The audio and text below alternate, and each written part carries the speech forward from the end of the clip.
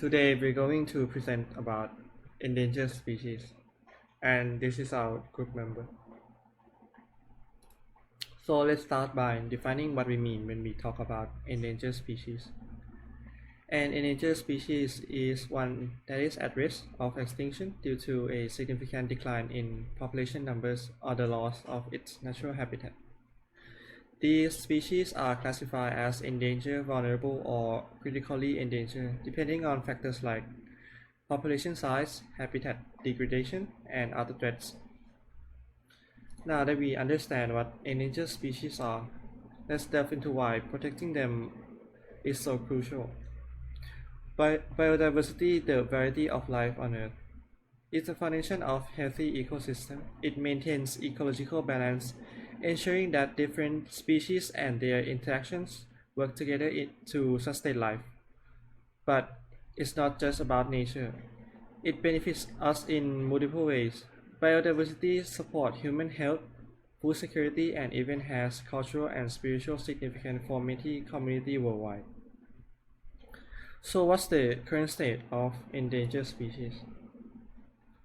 As of the most recent data, there are over 40,000 species on the IUCN Red List, which is continually growing. This alarming trend is due to various threats like habitat destruction. Natural habitats are lost due to urban development, deforestation, and agriculture. Next one is poaching, illegal hunting and capturing of wildlife for body parts, and the pet trade. Climate change, altered temperatures, and weather patterns that challenge species' ability to adapt. Pollution, chemical, plastic, and contaminant harm ecosystem and species. Invasive species, non-native species disrupt ecosystem, often outcompeting native species. And the last one is overharvesting, unsustainable collection of species for various purposes, such as overfishing. For the consequence of species loss in ecological consequence. The presence of the top predator in ecosystem is important for maintaining biodiversity and the overall health and balance of the system. Their loss can disrupt the ecological relationship that have evolved over with consequence that can extend throughout the food web. In environmental impact, the impact is decline of pollinator, loss of keystone species, and increase in pest and invasive species. Next one. For the counter agreement, the first one, some agree that species go extinct as natural part of the evolutionary process, and humans shouldn't interfere. That suggests that by artificially protecting endangered species, we might disrupt the balance of the ecosystem and hinder natural selection.